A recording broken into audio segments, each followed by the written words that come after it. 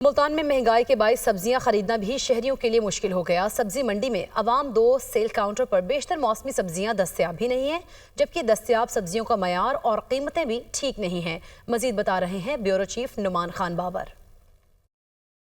जी बिल्कुल, मुल्तान में जो सब्जियों की कीमतें वो आसमान से बातें कर रही हैं। इवन जो सब्जी मंडी का रेट है और जो परचून का रेट है उसमें फ़र्क ना होने के बराबर है। और इसके साथ साथ सब्जी मंडी में एक काउंटर बनाया गया है गवर्नमेंट की जानिब से, वहाँ पर भी एक तो रिलीफ नहीं है, उसके साथ साथ जो चीज़ें हैं उनका म्यार भी ठीक नहीं है। कुछ शहरी हमारे साथ मौजूद हैं, इनसे बात करते हैं कि सब्जियों की कीमतें यहाँ मंडी में सब्जियों की कीमतें क्या सूरत है, परेशानी क्या आ रही है?